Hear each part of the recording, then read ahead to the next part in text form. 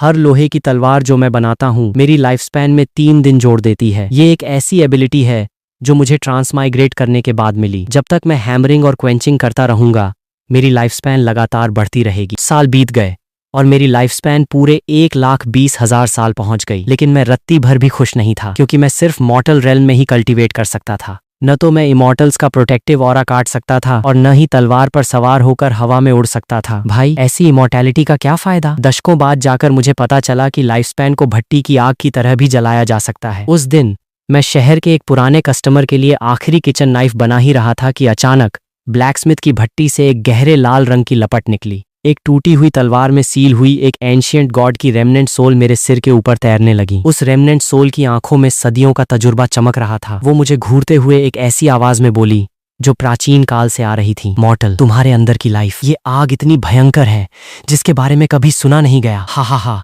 Unprecedented.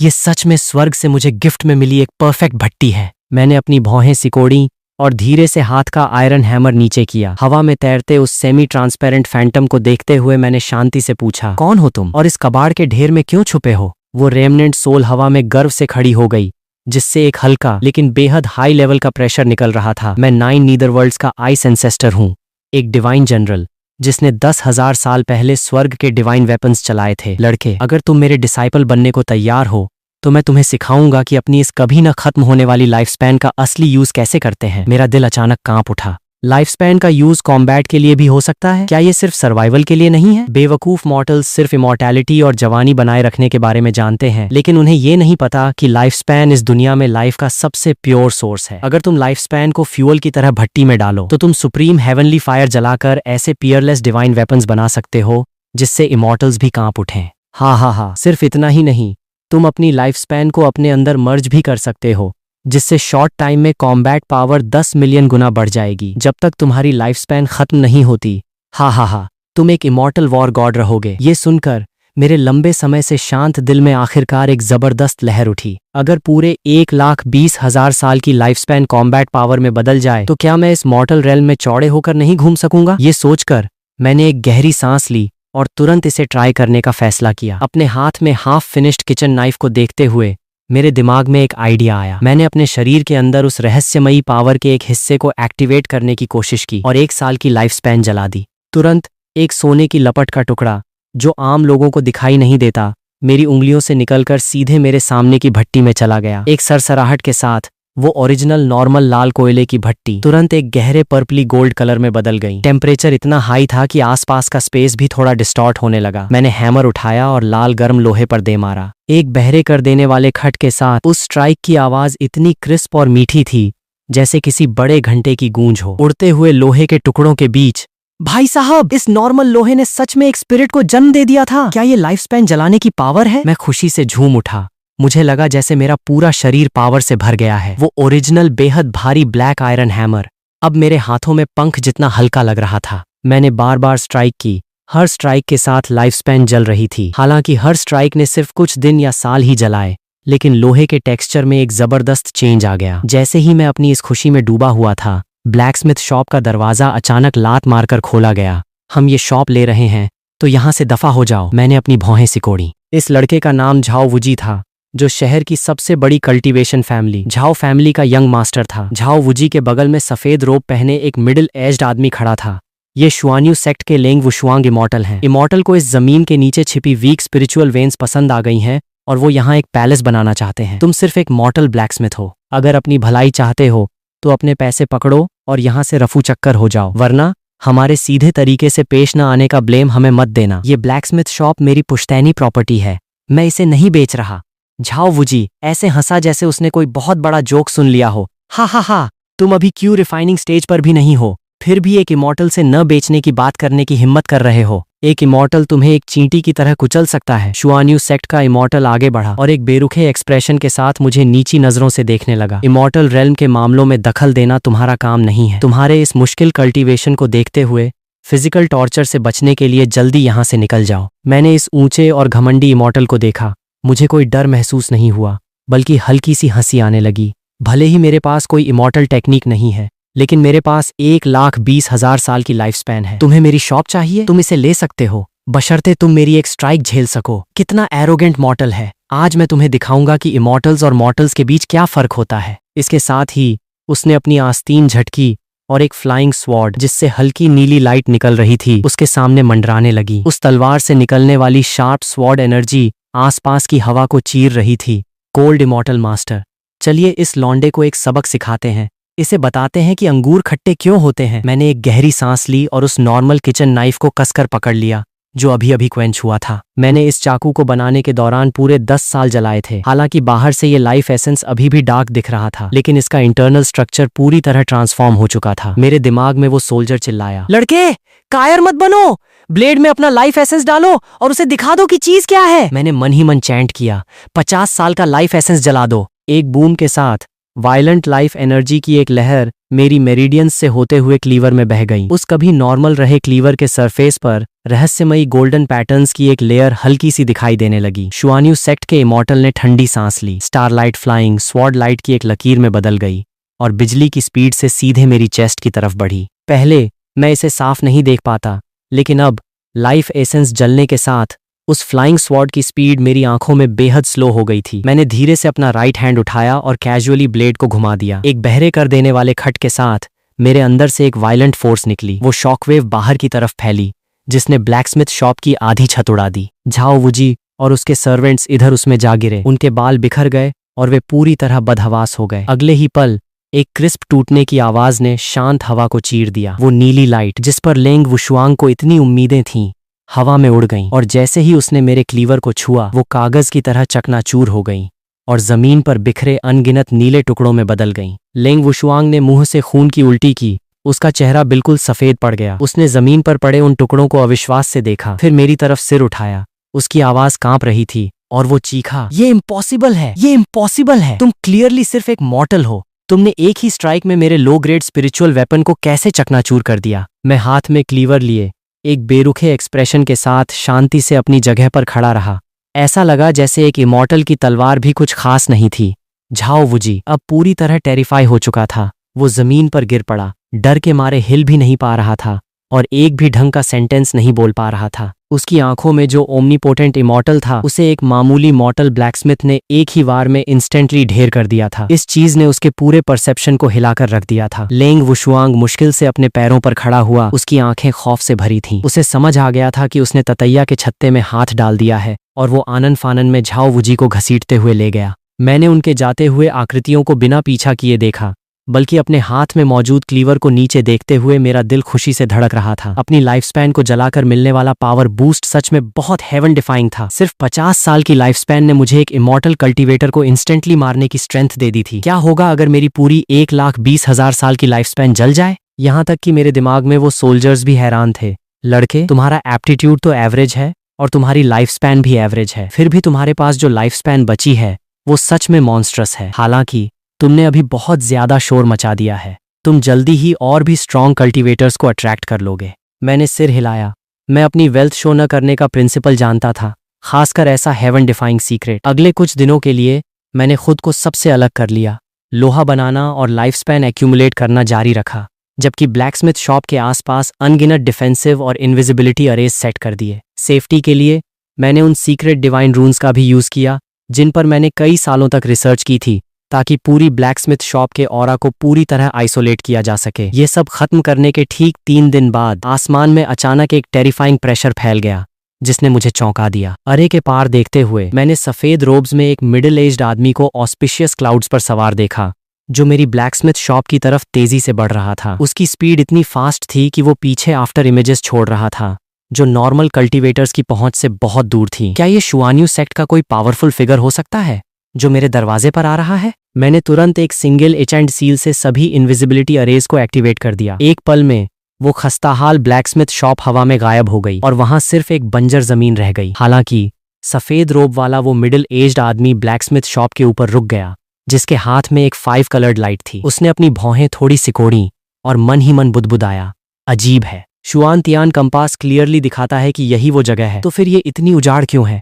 क्या किसी ने यहाँ कोई प्रोफाउंड कंसीलमेंट अरे सेट किया है? अरे के अंदर फंसा मैं पूरी तरह डर गया था। इस आदमी से निकलने वाला ऑरा एक खाई की तरह अथाह था। वो डेफिनेटली एक ट्रू इमॉर्टल था, जो मॉर्टल रेल्म से परे था। उसका मुझे ढूंढने आने का क्या पर्पस था? जैसे ही मैं डाउट से भर गया, उस सफेद रोब वाले मिडिल एज्ड आदमी ने ठंडी सांस ली और धीरे से अपना हाथ हिलाया। तुरंत एक हेवन शैटरिंग, अर्थ शैटरिंग इमॉर्टल पावर नीचे की तरफ आई, जो सीधे मेरे अरे पर क्रैश हुई। उस वायलेंट एनर्जी ने पल भर में मेरे उन दर्जनों कंसीलमेंट और डिफेंसिव अरेज को तबाह कर दिया जिन पर मुझे गर्व था। वो ब्लैकस्मिथ शॉप बिखर गई और दोबारा दिखने लगी। मुझे अपनी चेस्ट में एक टीश फील हुई और मैं अपनी पोजीशन वापस पाने से पहले 10 कदम से ज्यादा पीछे लड़खड़ा गया। सफेद रोब वाले मिडिल एज्ड आदमी ने मुझे नीचे देखा। उसकी आंखों में सरप्राइज की एक झलक चमकी। तो तुम सच में यहाँ मेरे एक कैजुअल अटैक को ब्लॉक कर सकते हो? तुम मॉर्टल काफी इंटरेस्टिंग हो। मैंने एक गहरी सांस ली, अपने अंदर उमड़ रहे ब्लड और क्यू को जबरदस्ती दबाया एंड रिस्पेक्टफुली सिर झुकाया। Greetings immortal senior. क्या मैं पूछ सकता हूँ कि आपका इतनी दूर से आने का क्या कारण है? मैं अपर रेल्म का इमॉर्टल एनवॉय हूँ,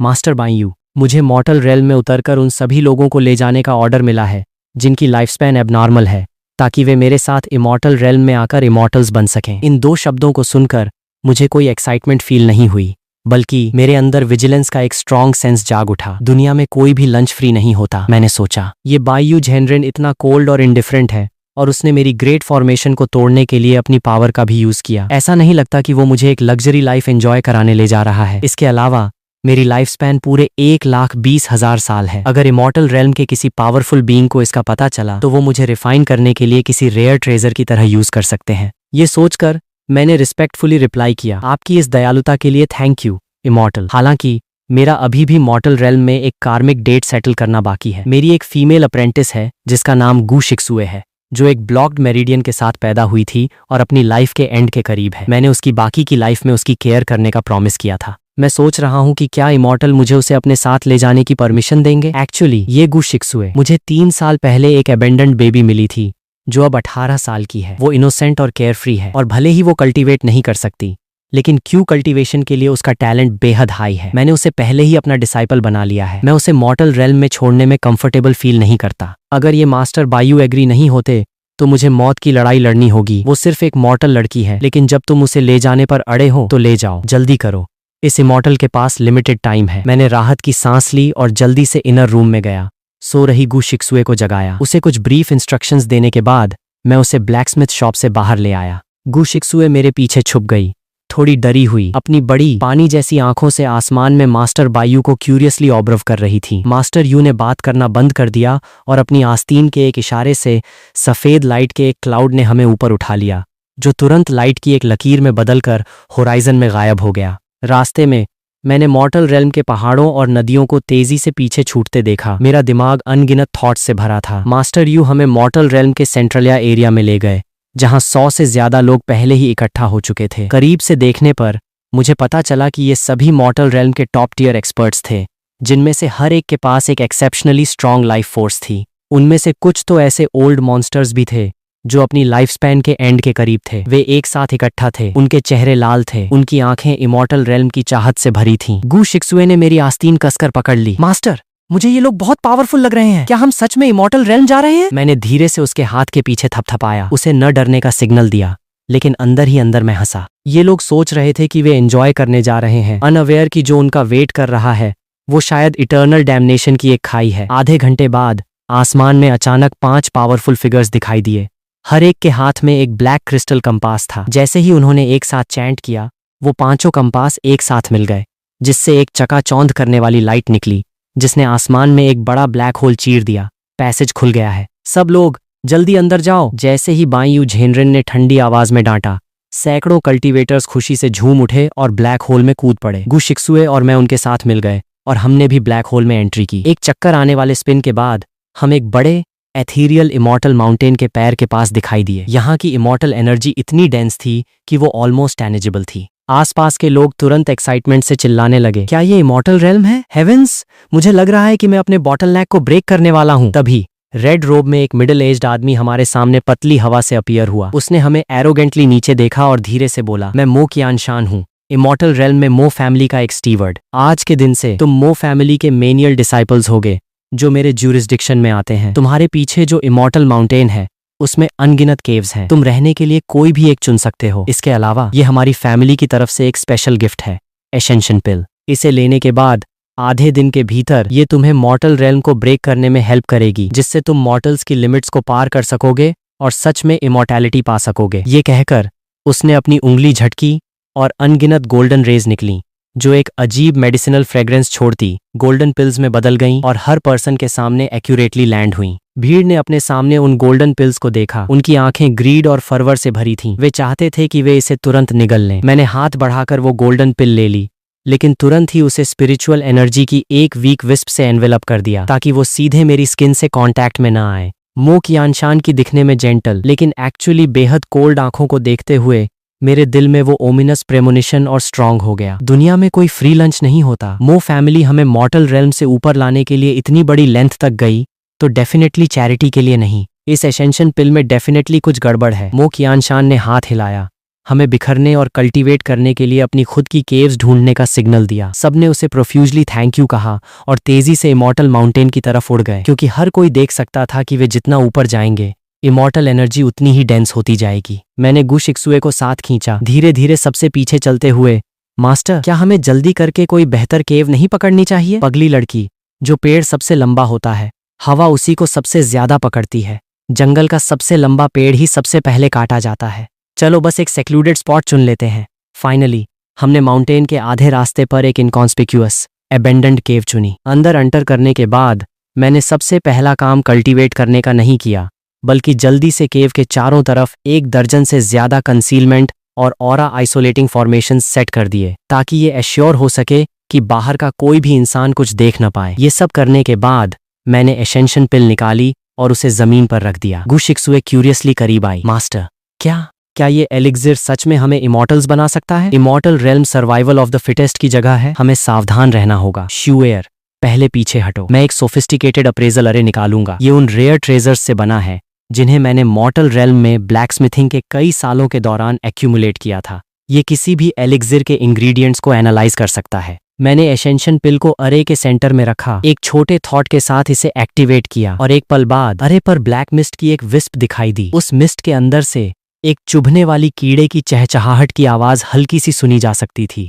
मेरी प्यूपिल्स अचानक सिकुड़ गईं। श्योर इनफ, एक प्रॉब्लम थी। इस एसेंशन पिल में एक्चुअली इसमें एक बेहद हिडन और विशियस गू वॉर्म था, जिसे सोल डिवोरिंग लाइफ गार्डिंग गू कहा जाता है। एक बार जब ये गू वॉर्म ह्यूमन बॉडी में एंटर कर जाता है, तो ये सच में इंस्टेंटली पोटेंशियल अनलीश कर सकता है, जिससे कोई भी शॉर्ट टाइम में रेल्म्स ब्रेक कर सकता है। हालांकि इसकी प्राइस ये है कि ये कल्टीवेटर की लाइफ और सोल को मदर गू के मास्टर से कसकर बाइंड कर देता है। सिर्फ एक थॉट से मास्टर उस पिल लेने वाले पर्सन की लाइफ स्पैन और कल्टीवेशन को इंस्टेंटली ड्रेन कर सकता है। कितना रूथलेस मेथड है। ये मो फैमिली डिसाइपल्स को रिक्रूट नहीं कर रही है, वे पाल रहे हैं जैसे कोई जानवर हलाल होने के लिए रेडी हो। गु शिक्सुए ने उस ब्लैक मिस्ट को देखा और डर के मारे उसका चेहरा पीला पड़ गया। मास्टर, हमें क्या करना चाहिए? अगर मो कियानशान को पता चला कि हमने एलिक्सिर नहीं लिया है, तो वो डेफिनेटली हमें मार डालेगा। मैंने ठंडी सांस ली, मेरी आंखों में कोल्ड लाइट की एक चमक चमकी। टेंशन मत लो, जब तक तुम्हारे मास्टर यहाँ हैं, कोई तुम्हें हर्ट नहीं कर सकता। लकीली मैंने वो पॉइजन पिल नहीं ली। मो कियानशान डेफिनेटली आधे दिन में रिजल्ट्स चेक करने आएगा। अगर मैं इमॉर्टल नहीं बना,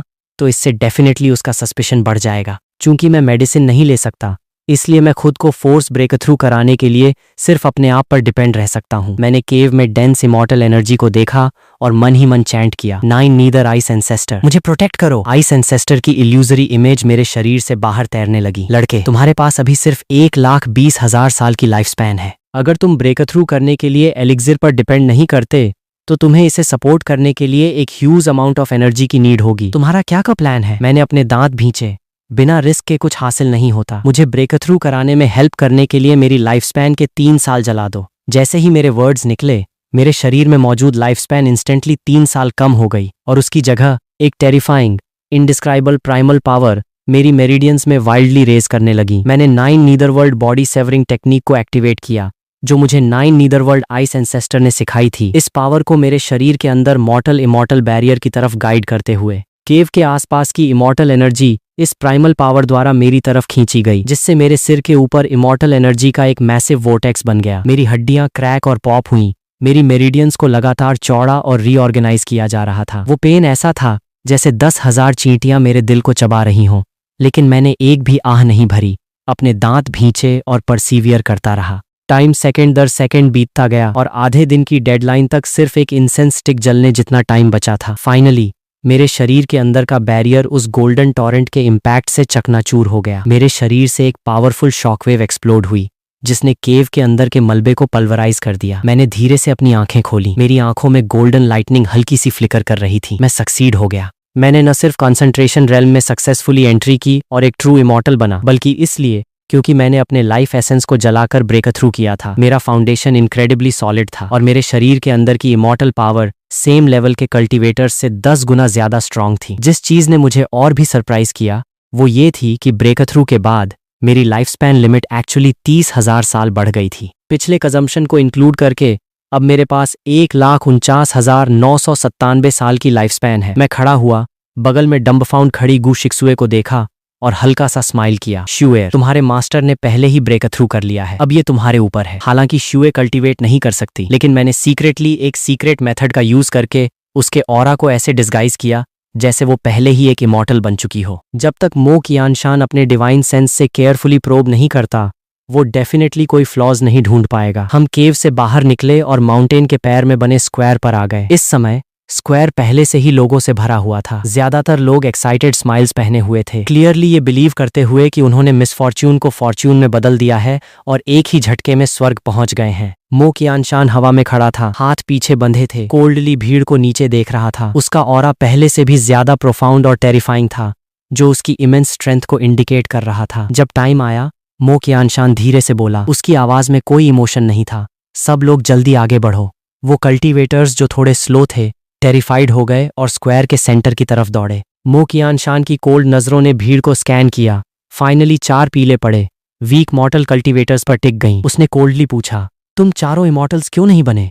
एल्डर मो, हमें स्पेयर कर दीजिए। हम डल विटेड हैं। हम इस इमॉर्टल पिल की मेडिसिनल पावर को डाइजेस्ट नहीं कर सके। प्लीज एल्डर, हमें एक और चांस दीजिए। चूंकि तुम इमॉर्टल्स नहीं बन सकते, इसलिए मो फैमिली के लिए तुम्हारी कोई वैल्यू नहीं है। उसके मुंह से ये वर्ड्स निकले ही थे कि मो कियानशान ने अपनी उंगली झटकी और 4 हल्की लाल लाइट्स उन 4 लोगों के शरीरों में एंटर कर गईं। अगले ही सेकंड सबकी हॉरिफाइड नजरों के सामने उन 4 लोगों के शरीर तेजी से एक्सपैंड होने लगे।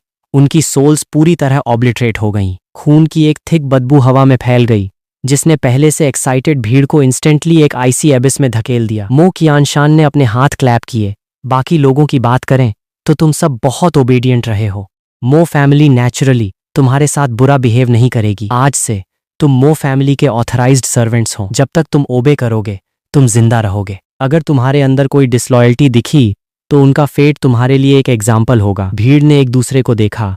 उनकी आंखें डर और कंफ्यूजन से भरी थीं। एक ओल्ड कल्टीवेटर जो 1000 साल से ज्यादा जिंदा रहा था कांपते हुए आगे बढ़ा और रिस्पेक्टफुली पूछा, इमॉर्टल मो को रिपोर्ट कर रहा हूं। क्या मैं पूछ सकता हूं कि इस ऑथराइज्ड सर्वेंट का मीनिंग क्या है? मो कियानशान के लिप्स एक स्माइल में कर्ल हो गए। तुमने मेरी मो फैमिली से इमॉर्टैलिटी का एलिक्सिर लिया और इमॉर्टल्स बने। तुम्हारी लाइफ नेचुरली मेरी मो फैमिली की है। चूंकि तुम्हारी लाइफ मेरी मो फैमिली की है तो तुम्हारे अंदर की लाइफ स्पैन भी नेचुरली मेरी मो फैमिली की हुई। अब से हमारी मेन फैमिली तुम्हें हर महीने कल्टीवेशन रिसोर्सेज प्रोवाइड करेगी ताकि तुम्हें ब्रेक थ्रू करने में हेल्प मिले। लेकिन हर ब्रेक थ्रू के बाद तुम्हारी लाइफ स्पैन का 90% मो फैमिली को हैंड ओवर करना होगा। तुम अपनी लाइफ स्पैन का सिर्फ 1000 साल ही रख सकते हो। ये सुनकर मैं अंदर ही अंदर हंसा। जैसा मैंने एक्सपेक्ट किया था, मो फैमिली हमें हार्वेस्ट किए जाने वाले लीक्स की तरह ट्रीट करती है। कल्टीवेशन लॉन्गेविटी के लिए होता है, लेकिन इन लोगों ने अपनी लाइफ स्पैन को कल्टीवेट करने के लिए इतनी मेहनत की और पलक झपकते ही मो फैमिली जबरदस्ती इसका 90% छीन लेगी। हमारे और एक पिगस्टी में कत्ल होने का वेट करने वाले लाइव स्टॉक में क्या डिफरेंस है?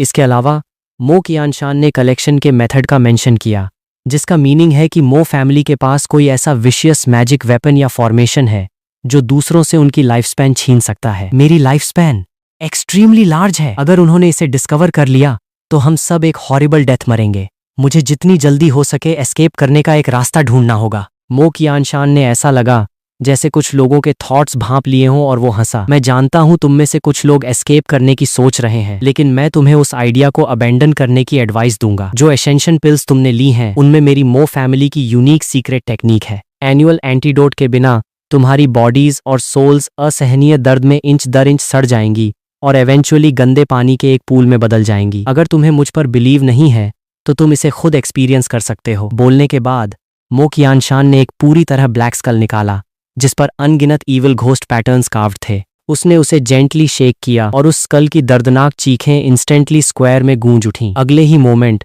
भीड़ से लगातार कई तीखी चीखें निकलीं। वो कल्टीवेटर्स जिन्होंने गोल्डन एलिक्सिर लिया था वे सब पीले पड़ गए और एगोनी में थे। वो जमीन पर गिर पड़ा, वाइल्डली रोल कर रहा था, दिखने में एक्सट्रीमली फेरोशियस और टेरिफाइंग लग रहा था। मैं चौंक गया और मन ही मन सोचा, ये तो बैड सीन है। मैंने वो गोल्डन पिल नहीं ली थी। अगर मैंने रिएक्ट नहीं किया तो मो कियानशान डेफिनेटली मेरे डिस्गाइज को समझ जाएगा।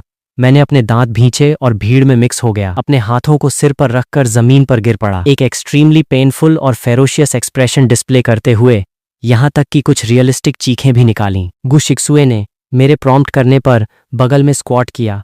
उसका प्रिटी फेस पीला था, उसकी पूरी बॉडी अनकंट्रोलेबल तरीके से कांप रही थी। मो कियानशान ने जमीन पर हो रहे इस विलाप के सीन को देखा। उसकी आंखों में सेटिस्फैक्शन की एक झलक चमकी। अब तुम जान गए ना कि मैं कितना पावरफुल हूं। जब तक तुम ओबे करोगे मैं नेचुरली तुम्हें टाइम पर एंटीडोट डिस्ट्रीब्यूट करूंगा। अब तुम सब मेरे साथ आओ। अब तुम सब मेरे साथ द 10,000 सोल्जर्स वैंगार्ड चलो और अपनी लाइफ स्पैन का पहला बैच हैंडओवर करो। मो कियानशान ने हाथ हिलाया, एक बड़ी फ्लाइंग बोट को समन करते हुए, जिससे एक चकाचौंध करने वाली ग्रीन लाइट निकल रही थी। उस फ्लाइंग बोट से एक्सट्रीमली पावरफुल डिफेंसिव फ्लक्चुएशंस निकल रहे थे, जो क्लियरली इंडिकेट कर रहे थे कि वो कोई ऐसी रेयर ट्रेजर नहीं थी जिसे पास करना आसान हो। मैंने अपना सिर नीचा किया और बाकी लोगों के पीछे फ्लाइंग बोट पर चढ़ गया। जैसे ही मैंने बोट पर कदम रखा, मैंने कीनली सेंस किया कि एक पावरफुल डिवाइन सेंस मेरी पूरी बॉडी को स्कैन कर रहा है। हालांकि मेरे शरीर के अंदर मौजूद 9 नीदरवर्ल्ड बॉडी सेवरिंग टेक्निक ने पहले ही मेरी लाइफ स्पैन और कल्टीवेशन फ्लक्चुएशंस को पूरी तरह कंसील कर दिया था। मुझे एग्जैक्टली एक ordinary nascent soul realm cultivator की तरह डिस्गाइज करते हुए वॉइड के जरिए तेजी से ट्रैवल करने के एक पल बाद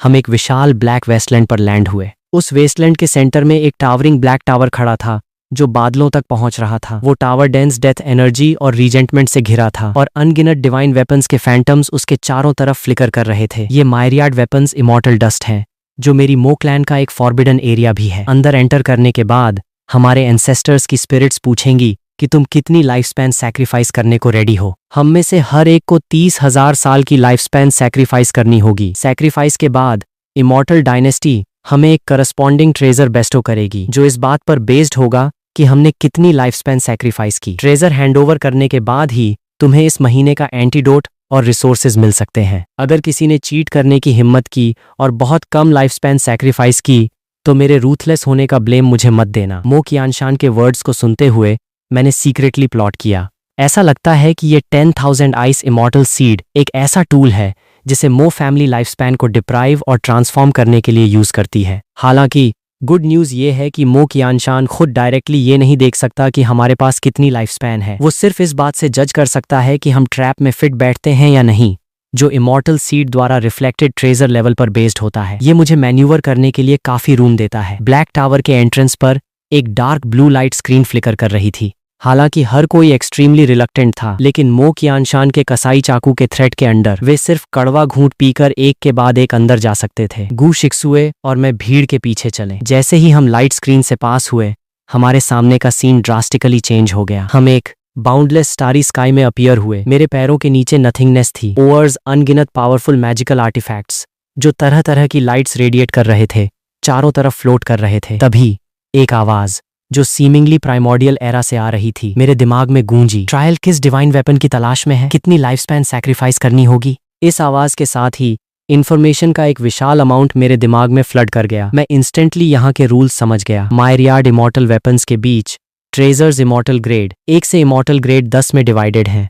हर ग्रेड आगे लोअर, मिडिल, अपर और सुप्रीम ग्रेड्स में डिवाइडेड है। 30,000 साल की लाइफ स्पैन सैक्रिफाइस करने पर एक इमॉर्टल ग्रेड 3 ट्रेजर मिलता है। 80,000 साल सैक्रिफाइस करने पर एक इमॉर्टल ग्रेड 3 ट्रेजर मिलता है। 1,80,000 साल की लाइफ स्पैन ऑफर करने पर एक 4th ग्रेड इमॉर्टल ट्रेजर मिल सकता है, जबकि 1,80,000 साल सैक्रिफाइस करने पर एक legendary 5th grade immortal treasure obtain किया जा सकता है।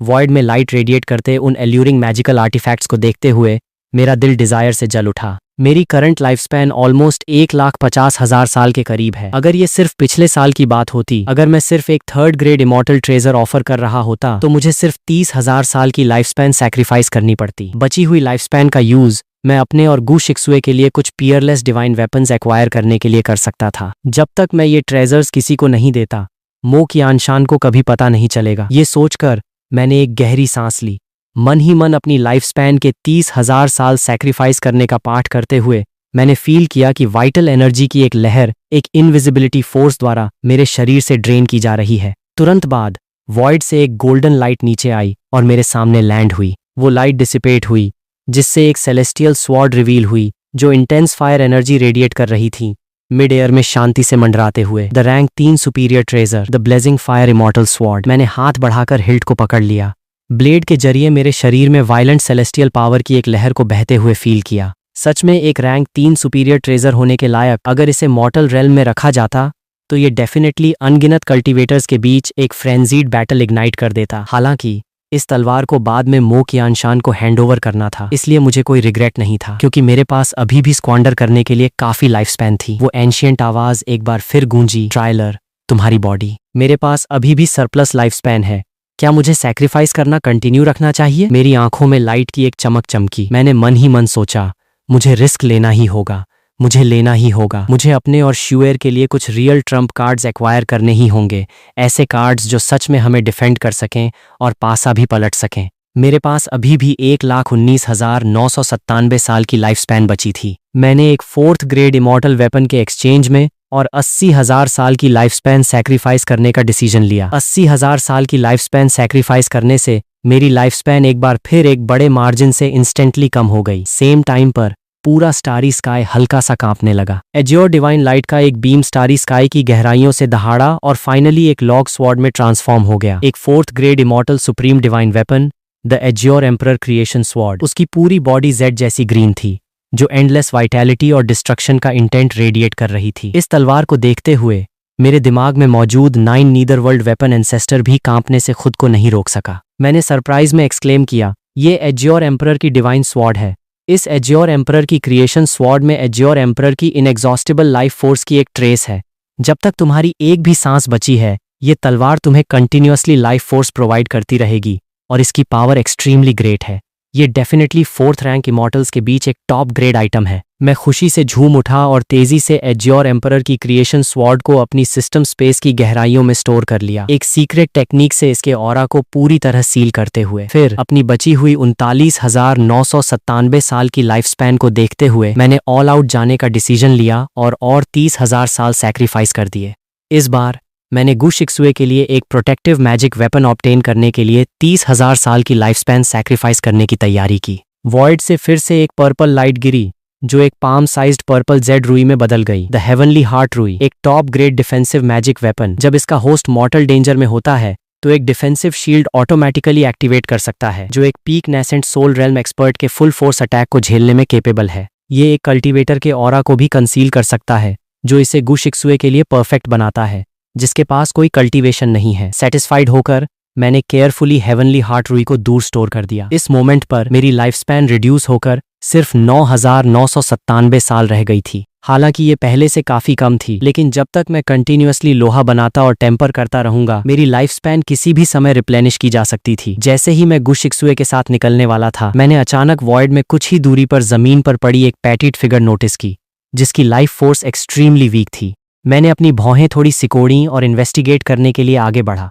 सिर्फ ये ढूंढने के लिए कि वो सफेद रोब में एक पर्सन था। वो यंग वुमन एक्सट्रीमली ब्यूटीफुल थी, उसका अलूफनेस चांद जैसा था। हालांकि इस मोमेंट पर उसका चेहरा राख जैसा था। उसकी लाइफ फोर्स ऑलमोस्ट पूरी तरह डिप्लीट हो चुकी थी और उसकी सोल भी डिसिपेट होना शुरू हो गई थी। इस लड़की के पास actually incredibly rare immaculate sword body है। मैंने अपने दिमाग में एक्सक्लेम किया, ये पिटी की बात है कि उसने अपनी लिमिट से परे एक डिवाइन वेपन के साथ जबरदस्ती कनेक्ट किया जिससे उसकी लाइफ स्पैन इमॉर्टल द्वारा डिवॉर कर ली गई। अब उसके पास जिंदा रहने के लिए 10 दिन से भी कम का टाइम बचा है। बिना किसी हेवन डिफाइंग अपॉर्चुनिटी के वो डेफिनेटली मर जाएगी। इमैक्युलेट स्वॉर्ड बॉडी, मैंने सोचा, ये एक पियरलेस कल्टीवेशन जीनियस है, 10,000 में एक। अगर मैं उसे एक डिसाइपल की तरह ले सकूं तो वो फ्यूचर में मेरे लिए एक ग्रेट हेल्प होगी। वैसे भी मेरे पास अभी भी 9,000 से ज्यादा, मेरी लाइफ स्पैन के 500 सालों से उसकी लाइफ सेव करना कोई प्रॉब्लम नहीं होगी। मैंने घुटने टेके और धीरे से उसके फोरहेड के जरिए उसके शरीर में प्योर लाइफ फोर्स की एक विस्प चैनलाइज की, जबकि मन ही मन चैंट किया, मेरी लाइफ स्पैन के 500 साल इस वुमन की बॉडी में बर्न कर दो। बूम! जैसे ही मेरी लाइफ स्पैन बर्न हुई, लाइफ फोर्स का एक विशाल लेकिन जेंटल टॉरेंट इंस्टेंटली उस सफेद कपड़ों वाली वुमन के लिम्स और बोन्स में सर्ज कर गया। उसके अंदर की लाइफ फोर्स जो एग्जॉस्ट हो चुकी थी, इस मोमेंट पर मिरेक्युलसली रिवाइव हो गई। उसकी डैमेज्ड सोल भी खुद को तेजी से रिपेयर करने लगी। एक पल बाद उस सफेद कपड़ों वाली वुमन ने धीरे से अपनी आंखें खोली, कोल्ड लेकिन बिल्डर्ड आंखों का एक पेयर रिवील करते हुए। उसने मुझे देखा और थोड़ी होर्स आवाज में पूछा, क्या आपने मुझे बचाया? ये बस एक छोटा सा फेवर था। तुम्हारा एक्सेप्शनल टैलेंट देखते हुए, फिर भी ऑलमोस्ट अपनी लाइफ लूज करते हुए, क्या तुम मेरी डिसाइपल बनने और कल्टीवेशन के पाथ पर मुझे फॉलो करने के लिए रेडी हो? सफेद कपड़ों वाली वुमन ने बैठने के लिए स्ट्रगल किया। वो अपने अंदर की लाइफ फोर्स फील कर सकती थी, जो सीमिंगली वैनिश हो चुकी थी, अब वाइल्डली सर्ज रही थी। एक अनइमेजिनेबल, हेवन डिफाइंग पावर। बिना किसी हेजिटेशन के उसने मेरे सामने घुटने टेके और रिस्पेक्टफुली 3 बार कूटो किया। डिसाइपल लियू रुयान मास्टर को ग्रीट करती है, मेरी लाइफ सेव करने के लिए थैंक यू। अचानक मेरे दिमाग में सिस्टम का नोटिफिकेशन साउंड हुआ, कॉन्ग्रेचुलेशन होस्ट, आपने सक्सेसफुली एक डिसाइपल एक्सेप्ट कर ली है और हेवन डिफाइंग टैलेंट ऑब्टेन किया है, फीमेल डिसाइपल लियू रुयान। मैं खुशी से झूम उठा और जल्दी से उसे ऊपर उठाया, फिर उसे वो blazing fire immortal sword hand over कर दी, जो मैंने अभी अभी ऑब्टेन की थी। हमारे निकलने के बाद तुम इसका यूज कर सकती हो। तलवार मो कियानशान को हैंड ओवर कर देना। याद रखना, हमारा रिलेशन कभी रिवील मत करना। हालांकि लियू रुयान नहीं जानती थी कि मैं ऐसा क्यों कर रहा था, लेकिन वो एक स्मार्ट पर्सन थी और तुरंत एग्री होते हुए सिर हिलाया। मैं गू शिक्सुए और लियू रुयान को एग्जिट की तरफ ले गया। जैसे ही हम लाइट कर्टेन से पास हुए, हम वेस्टलैंड पर वापस आ गए। इस मोमेंट पर मो कियानशान मिड एयर में क्रॉस लेग्ड बैठा था, कोल्डली बाहर आने वाली भीड़ को नीचे देख रहा था। मो कियानशान ने हाथ हिलाया और एक इनविजिबल शार्पनेस एक्सप्लोड हुई। हालांकि भीड़ को लगा कि उनका दिल ब्लीड कर रहा है, लेकिन उन्होंने रेजिस्ट करने की हिम्मत नहीं की और अपने ऑब्टेन किए सैकड़ों इमॉर्टल ग्रेड 3 मैजिक ट्रेजर्स फेंक दिए। मो कियानशान ने अपने सामने फ्लोट करते उन सैकड़ों इमॉर्टल ग्रेड 3 मैजिक ट्रेजर्स को देखा और उसकी आंखों में ग्रीड और सेटिस्फैक्शन की एक लुक चमकी। हालांकि उसने जल्दी ही अपना चेहरा डार्क किया और कोल्डली चीखा, वेरी गुड, ऐसा लगता है तुम सब काफी ऑनेस्ट हो। हालांकि किसी को कुछ भी छुपाने से रोकने के लिए सब लोग अपने स्टोरेज बैग्स और पर्सनल बिलोंगिंग्स को मेरे डिवाइन सेंस इंस्पेक्शन के लिए ओपन करो। ये सुनकर भीड़ में कई लोग बिल्कुल सफेद पड़ गए, क्लियरली और भी बेहतर मैजिकल ट्रेजर्स छुपाकर डिटेक्शन से बचने की उम्मीद कर रहे थे। मुझे एक चिल फील हुआ, लेकिन मैं काम रहा। मैंने चुपचाप अपने शरीर के अंदर 9 नीदरवर्ल्ड बॉडी सेवरिंग टेक्निक को एक्टिवेट किया, जिससे एज्योर एम्परर की क्रिएशन स्वॉर्ड और हेवनली हार्ट रुई वाले हिडन फॉर्मेशन को पूरी तरह कंसील कर दिया। सेम टाइम पर मैंने अपने ऑरा और फिजिकल कंडीशन को परफेक्टली डिस्गाइज करने के लिए great dream heavenly net mask की इल्यूजन टेक्निक का यूज किया। मो कियानशान का डिवाइन सेंस एक शार्प ब्लेड की तरह बेरहमी से सब पर स्वाइप हुआ। कई चीखें गूंजी, क्योंकि कई कल्टीवेटर्स देखे गए जिन्होंने 4th grade immortal magical treasures छुपाए थे। मो कियानशान ने सीधे उन्हें दूरी से बाहर खींचा। उसने कोल्डली स्नॉट किया, तुम इग्नोरेंट फूल्स, मेरी नाक के ठीक नीचे ट्रिक्स प्ले करने की हिम्मत कर रहे हो। बिना किसी हेजिटेशन के उसने उन लोगों के सिर पर थप्पड़ मारा, उनके ट्रेजर्स अपने लिए सीज करते हुए। उसके क्रूर और ब्लडी मेथड्स ने वहां प्रेजेंट हर किसी को टेरिफाई कर दिया, जिससे वे अनकंट्रोलेबली कांपने लगे। जब मो कियानशान का डिवाइन सेंस मेरे शरीर पर स्वाइप हुआ, मैं काम रहा। उसके सेंसेस को बार बार मेरी मेरिडियंस और डैंटियन को प्रोब करने दिया। हेवनली पैलेस के हिडन डिवाइन रून्स के डिस्गाइज के अंडर उसने मेरे अंदर सिर्फ इमॉर्टल पावर का एक एक्सट्रीमली वीक और अनस्टेबल फ्लक्चुएशन डिटेक्ट किया। मेरी लाइफ स्पैन सिर्फ कुछ 100 साल थी। मैं एक यूजलेस कल्टीवेटर से ज्यादा कुछ नहीं था, जिसने लक से जबरदस्ती ब्रेक थ्रू किया था। मो कियानशान ने डिस्डेनफुली अपना लिप कर्ल किया और अपना डिवाइन सेंस दूर ले गया। जहां तक गू शिक्सुए और लियू रुयान की बात है, मेरे कवर के अंडर उन्होंने परफेक्टली उसके डिटेक्शन को अवॉइड किया। मैंने सीक्रेटली राहत की सांस ली। भले ही मो कियानशान पावरफुल था, लेकिन वो अभी भी 9 नीदर आइस एंसेस्टर के प्रोफाउंड मेथड्स का कोई मैच नहीं था। इंस्पेक्शन के बाद मो कियानशान ने अपने सभी मैजिकल ट्रेजर्स दूर रखे और कोल्डली हमें नीचे देखा। तुम जानते हो कि तुम्हारे लिए क्या अच्छा है? आज से हम यहाँ डिवाइन हैमर पीक पर मेनियल लेबरर्स की तरह रहेंगे। हर दिन हमें वेपन क्राफ्टिंग के लिए माइनिंग और फोर्जिंग मटेरियल्स के प्रिस्क्राइब्ड टास्क कंप्लीट करने होंगे, वरना न सिर्फ हमें एंटीडोट नहीं मिलेगा,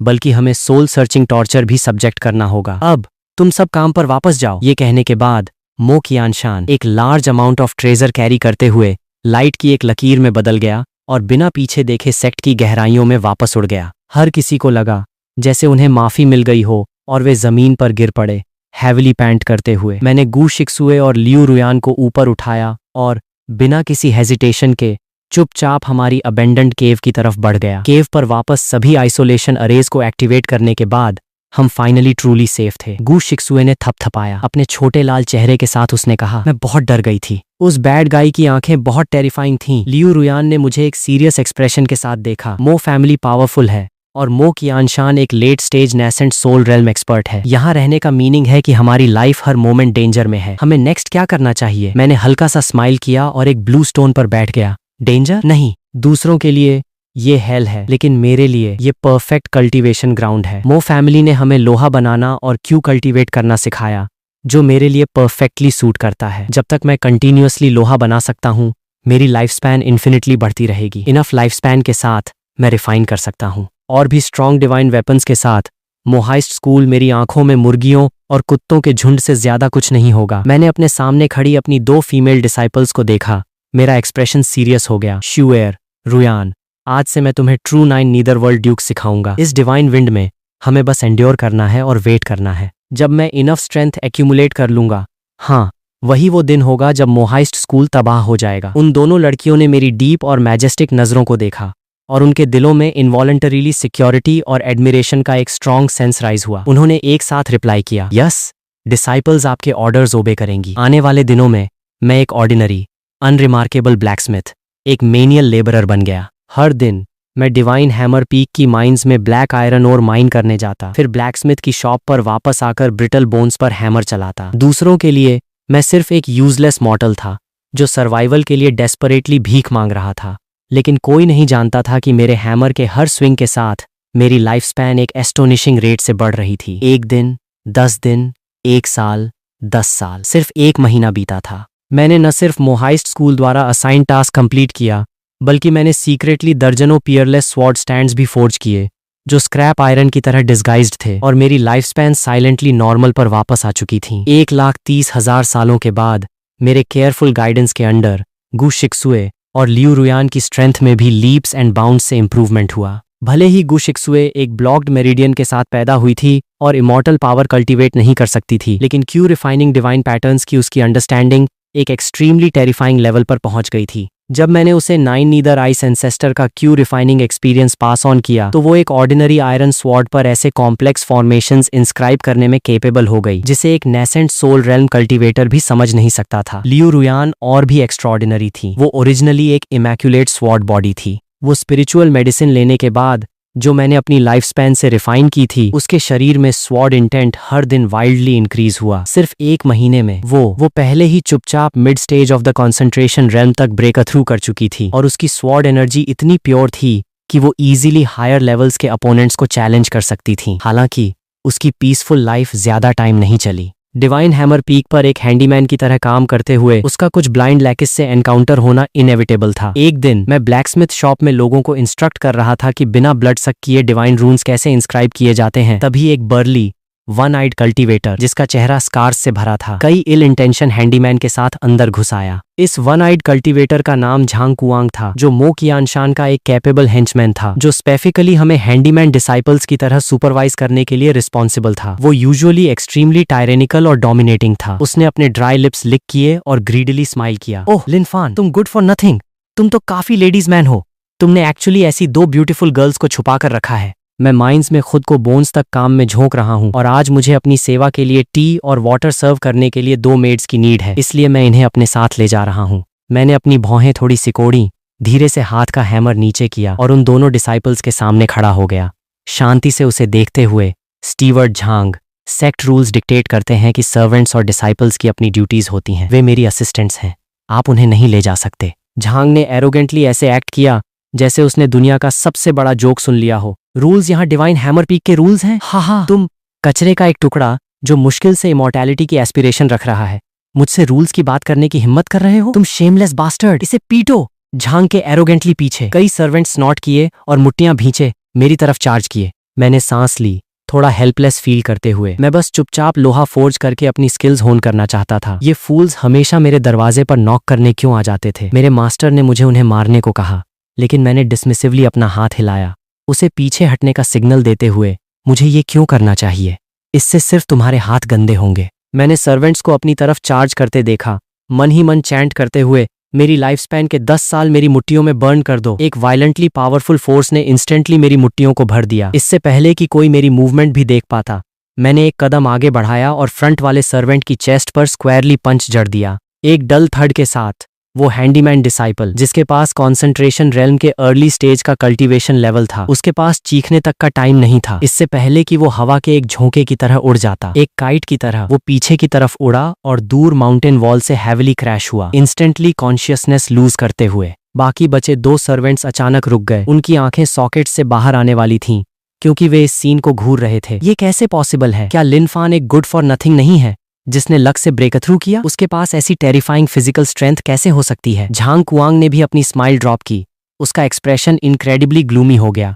गुड किड, तुम अपनी ट्रू स्ट्रेंथ छुपा रहे हो। कोई वंडर नहीं कि तुम मुझे डिसरिगार्ड करने की हिम्मत कर रहे हो, लेकिन मैं एक late stage concentration realm cultivator हूँ। आज मैं तुम्हें दूसरे लोगों के मामलों में मेडल करने की प्राइस दिखाऊंगा। झांग कुआंग दहाड़ा, उसकी इमॉर्टल पावर सर्ज हुई और एक हैवी स्वॉर्ड जिससे ब्लैक घोस्टली एनर्जी रेडिएट हो रही थी उसके हाथ में पतली हवा से अपीयर हुई। उसने दोनों हाथों से तलवार पकड़ी, उसे हेवेंस और अर्थ को स्प्लिट करने की फोर्स के साथ नीचे लाया, बेरहमी से मेरे सिर पर स्लैश करते हुए। इस स्ट्राइक की पावर इमेंस थी और आसपास की हवा से एक चुभने वाला सोनिक बूम निकला। मैंने स्नॉट किया, न डॉज किया न अवॉइड किया, बल्कि सिंपली अपना राइट हैंड उठाया और अपनी उंगलियों से एक स्वॉर्ड फॉर्म की।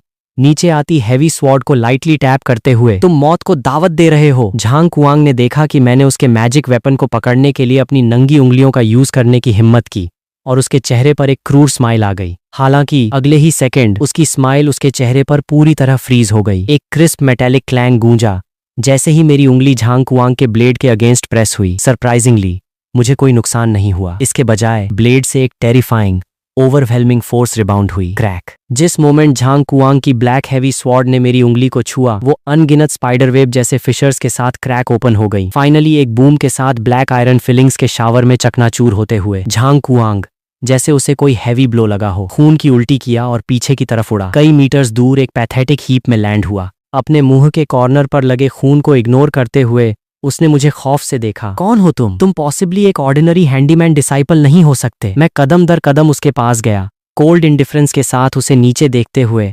मैं कौन हूं ये इंपॉर्टेंट नहीं है।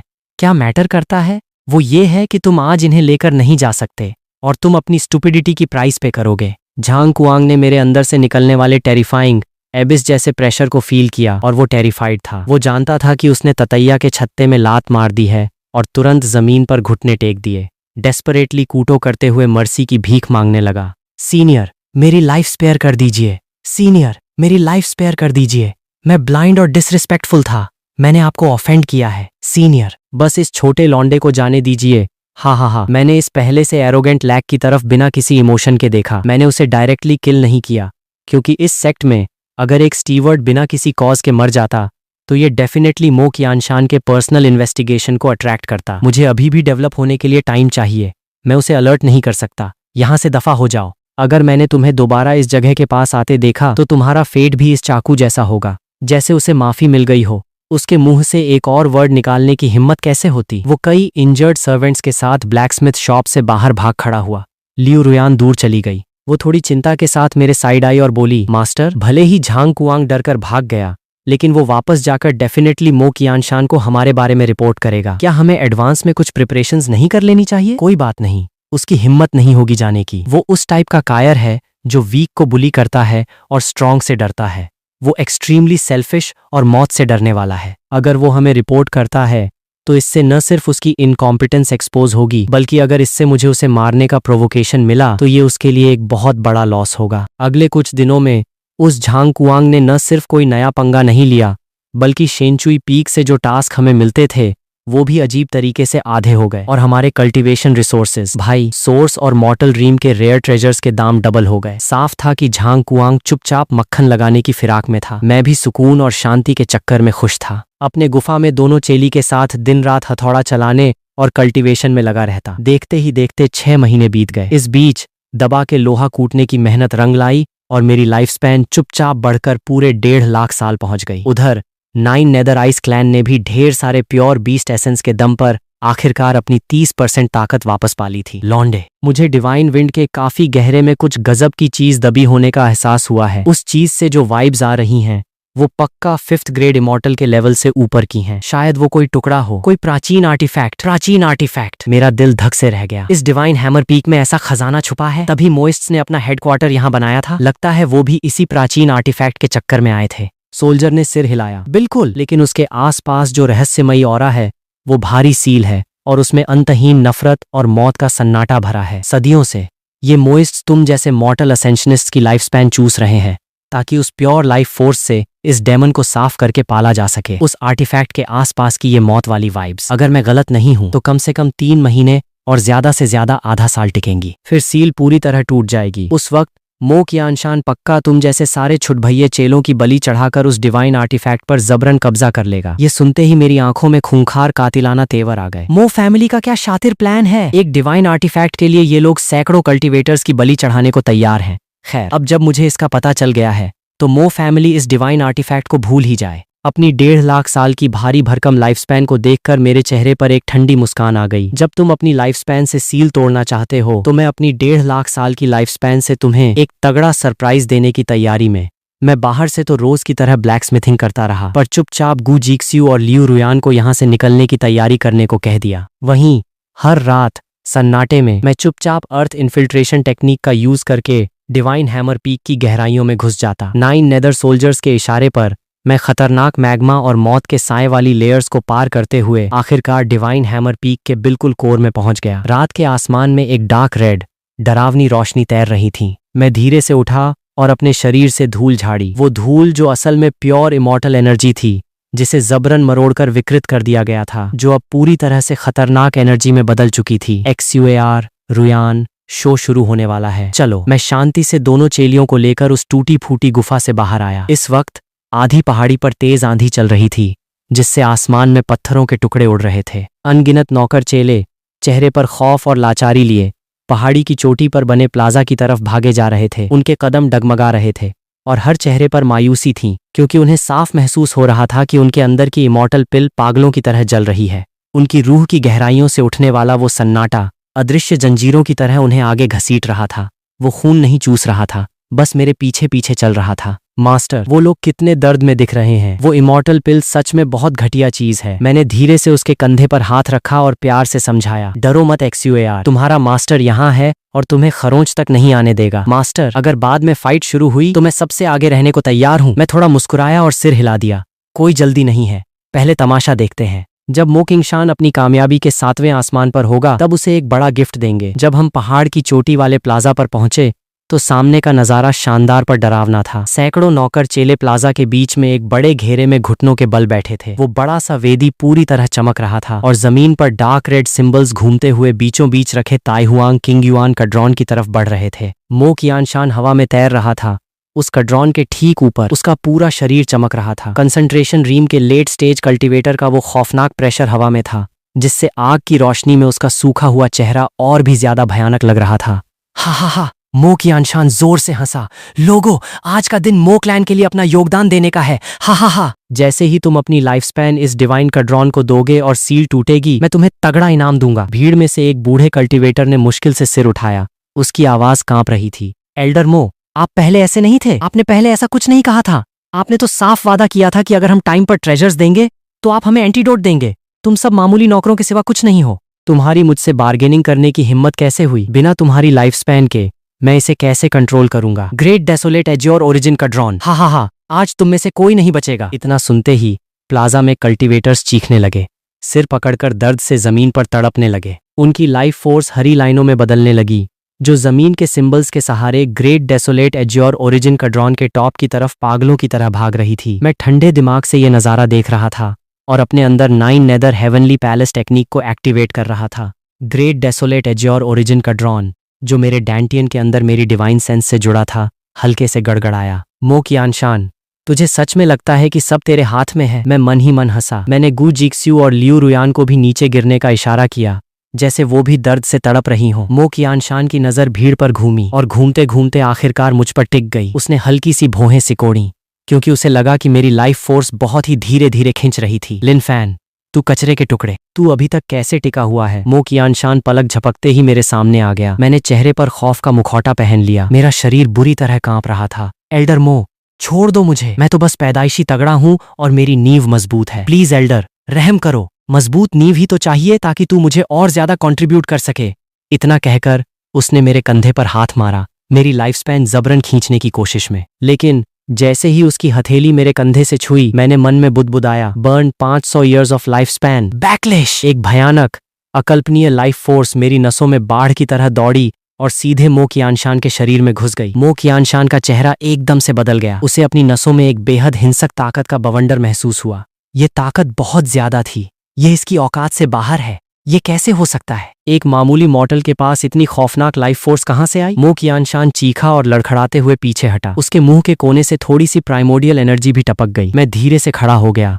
मेरे चेहरे का डर गायब हो चुका था और उसकी जगह एक ठंडी बर्फीली मुस्कान थी। एल्डर मो, मेरी लाइफ फोर्स चूसने में मजा आ रहा है ना? आसपास के नौकर चेले सन्न रह गए। इस दब्बू ब्लैकस्मिथ लिन फैन की हिम्मत कैसे हुई एल्डर मो से इस टोन में बात करने की? और तो और एल्डर मो शायद अभी उससे पीछे हटे थे। ये तो सुसाइड करने जैसा था। मो कियानशान ने गुस्से में तमतमाकर अपनी इमॉर्टल पावर का झटका निकाला और सीधे मेरे सिर की तरफ वार किया। रुयान, अब सब तेरे हाथ में है। एक साफ ठंडी आवाज गूंजी और तभी एक फिरोजी तलवार की रोशनी आसमान में ऐसे चमकी जैसे रात में कोई टूटता तारा। लियू रुयान की फिगर बिजली की तरह हिली और तुरंत मेरे आगे ढाल बनकर खड़ी हो गई। उसके हाथ की तलवार एज्योर एम्परर्स क्रिएशन स्वॉर्ड ने मेरा रास्ता रोक लिया था। उसके हाथ की उस तलवार से असीमित जीवन और तबाही की वाइब्स निकल रही थीं। पूरे स्क्वायर पर धातु के टकराने की तेज आवाज गूंजी। मो कियानशान का वो वार जो पहाड़ों को चीरने और चट्टानों को तोड़ने की ताकत रखता था, उसे लियू रुयान ने बेहद आराम से अपनी तलवार से रोक दिया था। सिर्फ इतना ही नहीं, उस तगड़ी स्वॉर्ड एनर्जी ने सीधे मो कियानशान के ताओवादी चोगे में अनगिनत छेद कर दिए। उसकी फिगर एक बार फिर दूर जा गिरी और वो जमीन पर बेहद अजीब तरीके से लैंड हुआ। Mid stage spirit God dream, immaculate sword body. तुमने अपनी कल्टीवेशन छुपाई थी। मो कियानशान ने लियू रुयान को अविश्वास से देखा। उसे यकीन नहीं हो रहा था कि जिस लड़की को वो सिर्फ एक जड़ी बूटी समझ रहा था, वो असल में एक छुपी हुई स्वॉर्ड जीनियस निकली। और जिस बात ने उसे सबसे ज्यादा शॉक किया वो ये थी कि लियू रुयान ने अभी अभी मुझे मास्टर कहा था। आखिर कौन हो तुम? मो कियानशान ने मुझे घूरते हुए पूछा। उसके दिल में वो खौफ पैदा हो रहा था जो उसने पहले कभी महसूस नहीं किया था। मैं एक एक कदम बढ़ाते हुए उसकी तरफ बढ़ा। मैं कौन हूं ये इंपॉर्टेंट नहीं है। इंपॉर्टेंट ये है कि जिस प्राइमोडियल एज्योर ओरिजिन कड्रॉन के लिए तुम इतने उतावले हो रहे थे, वो अब मेरा है। बकवास। मैंने कुछ ही शब्दों में इसकी सील को कमजोर किया है। मैंने सैकड़ों लोगों की लाइफ स्पैन यूज की है। ये ऑलरेडी मेरा है। हुआ कियानशान पागलों की तरह दहाड़ा और वेदी के कंट्रोल सिंबल्स को एक्टिवेट करने की कोशिश करने लगा। लेकिन वो चाहे जितनी कोशिश कर ले, प्राइमोडियल एज्योर ओरिजिन कड्रॉन ने कोई रिएक्शन नहीं दिया, बल्कि वो जोर जोर से हिलने लगा। कड्रॉन के डार्क 6 रेड सिंबल्स इस पल चमत्कारी रूप से एक रॉयल गोल्डन येलो रंग में बदल गए। कड्रॉन से एक पवित्र और प्राचीन ऑरा निकलने लगा। 9 नेदर हेवनली पैलेस, मेरे आर्डर का पालन करो, इसे ले लो। मैंने बस कुछ शब्द कहे। सर्र। छोटे पहाड़ जितने साइज का वो प्राइमोडियल एज्योर ओरिजिन कड्रॉन पलक झपकते ही एक गोल्डन लाइट में बदला और सीधे मेरे माथे के अंदर समा गया। क्या? मो कियानशान भौंचक्का रह गया, जैसे उसकी रूह ही निकल गई हो। उसने इतनी मेहनत से प्लान किया था, सदियों पुराना प्लान एक पल में बर्बाद हो गया और वो किसी और के खेल का मोहरा बनकर रह गया। मो कियानशान का दिमाग चकरा गया और उसकी इमॉर्टल पावर तुरंत गायब हो गई। उसे यह देखकर झटका लगा कि उसका और उस डिवाइन कड्रॉन का आखिरी कनेक्शन भी पूरी तरह टूट चुका था। मैं तुमसे मौत की जंग लड़ूंगा, पूरी तरह खत्म। मैं तुमसे मौत की जंग लड़ूंगा। मो कियानशान की आंखें फटी की फटी रह गईं। वो पूरी तरह पागल हो चुका था। उसने अपने हाथ की खोपड़ी को जोर से कुचल दिया, कड्रॉन के साथ खुद को भी खत्म करने की तैयारी में। लेकिन मैं उसे कोई मौका नहीं देने वाला था। वक्त थम गया और एक रहस्यमयी वेव मुझसे निकलकर तुरंत पूरे पहाड़ की चोटी वाले प्लाजा पर फैल गई। उस पल हवा रुक गई, बादल थम गए और मो कियानशान की आगे बढ़ती हुई बॉडी हवा के बीच में ही फ्रीज हो गई। उसके चेहरे के वो खूंखार तेवर और उसकी आंखों में चमकती वो हिंसक इमॉर्टल पावर भी पूरी तरह से ठहर गई। आसपास के चेले जो दर्द से तड़प रहे थे, वो भी अलग अलग अजीब पोजीशन में जम गए और हिल तक नहीं पा रहे थे। उस थमे हुए टाइम और स्पेस में सिर्फ मैं ही था जो मजे से घूम सकता था। मैं धीरे धीरे चलकर मो कियानशान के पास पहुंचा और उसके चेहरे पर फैले खौफ और लाचारी को देखा। एल्डर मो, मुझे रास्ता दिखाने के लिए थैंक यू। अगले जन्म में एक अच्छे इंसान बनना। मैंने अपना राइट हैंड उठाया, उंगलियों से तलवार की शेप बनाई और धीरे से मो कियानशान के डेंटियन को छुआ। मेरे शरीर के अंदर की 9 नेदर हेवनली पैलेस टेक्निक अचानक एक्टिवेट हो गई और एक छोटे भंवर में बदल गई। टाइम डोमेन के सपोर्ट से मो कियानशान के शरीर की इमॉर्टल पावर और कल्टीवेशन बेहद डरावनी स्पीड से घटने लगी। उसके काले बाल पल भर में सफेद हो गए और उसकी स्किन सूख कर लटकने लगी। ये लाइफ स्पैन बैकलेश की ताकत थी। पिछले 100 सालों में उसने जितनी भी लाइफ स्पैन हासिल की थी, वो इस पल खत्म होकर दुनिया में बिखर गई। ये सब करने के बाद मैंने अपना राइट हैंड पीछे खींचा और एक फ्लैश के साथ अपनी पुरानी जगह पर वापस आ गया। फुफ, मैंने धीरे से सांस छोड़ी और टाइम डोमेन को हटा दिया। धड़ाम! अपनी कल्टीवेशन और लाइफ स्पैन खोने के बाद मो कियानशान एक सूखे मरे हुए पेड़ की तरह भारी आवाज के साथ जमीन पर गिर पड़ा। वो मरा नहीं था, पर वो पूरी तरह अपाहिज हो चुका था और हिलने लायक भी नहीं बचा था। उसकी आंखों से वो पुराना घमंड और अकड़ गायब थी। वहां सिर्फ एक अंतहीन खालीपन और मायूसी बची थी। उस पल आसपास की सारी पाबंदियां पूरी तरह टूट गईं और नौकर चेलों को अपनी आजादी वापस मिल गई। उन्होंने जमीन पर एक मरे हुए कुत्ते की तरह पड़े मो कियानशान को देखा, फिर मुझे देखा जो बिल्कुल शांत खड़ा था। एक पल के लिए पूरे स्क्वायर पर इतना सन्नाटा छा गया कि सुई गिरने की आवाज भी साफ सुनाई दे। क्या गजब का टैलेंट है! एक मामूली ब्लैकस्मिथ ने पलक झपकते ही late stage nascent soul cultivator को अपाहिज बना दिया। मैंने उन्हें इग्नोर किया और उन आजाद हुए नौकर चेलों की तरफ मुड़ा। नए नौकर चेलों, पाबंदियां खत्म हो चुकी हैं। तुम सब आजाद हो। जाओ और अपनी जान बचाओ। भीड़ एक पल के लिए रुकी, फिर वहां एक बहरा कर देने वाला जश्न गूंज उठा। थैंक यू सीनियर, हमारी जान बचाने के लिए। हम आपका ये बड़ा एहसान कभी नहीं भूलेंगे। सीनियर? अनगिनत लोगों ने मेरे सामने गहरे से सिर झुकाया और फिर तेजी से पहाड़ से नीचे की तरफ दौड़ पड़े। अगर आपको आगे की स्टोरी जानी है तो फटाफट से वीडियो को एक लाइक करके चैनल को सब्सक्राइब कर दो।